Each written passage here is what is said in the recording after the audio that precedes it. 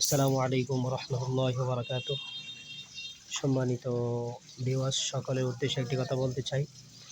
বর্তমান সময়ে আমাদের মধ্যে যে একটা হিন্দুত্ববাদী এবং উগ্রবাদী ইসকন দল আমাদের মাঝে মাথাচাড়া দিয়ে উঠছে এবং আমাদের এক ভাই, মুসলিম ভাই অ্যাডভোকেট সাইফুল ইসলাম ভাইকে তারা শহীদ করে দিয়েছেন।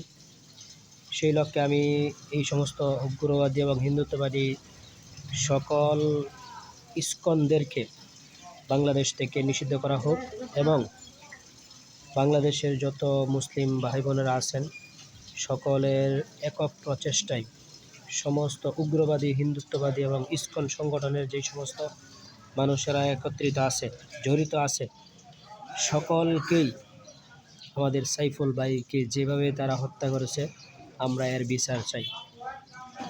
কারণ ইসলামের মধ্যে আল্লাহ রাসূল সাল্লাল্লাহু আলাইহি ওয়াসাল্লাম সুন্দরভাবে বলে গিয়েছেন এবং কোরআনের মধ্যেও আল্লাহ বলেছেন, হত্যার বদলে হত্যা, কিসাস।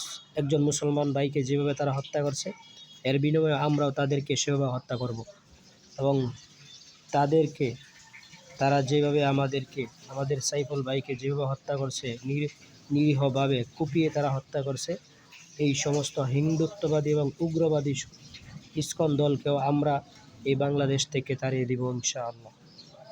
আমরা মুসলমান জাতি অনেক সহানুভূতি দেখিয়েছি তাদের প্রতি।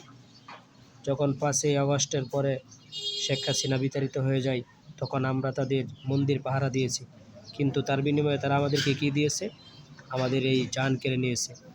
আমরা তাদের ভালোর জন্য কাজ করি আর তারা আমাদেরকেই পিছন দিয়ে ছুরি মারে।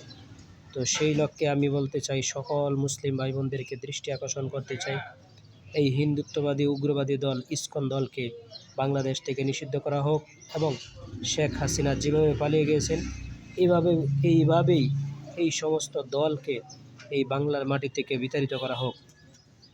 এই বলে আমি আমার বক্তব্য শেষ করছি। আসসালামু আলাইকুম ওয়া রাহমাতুল্লাহ।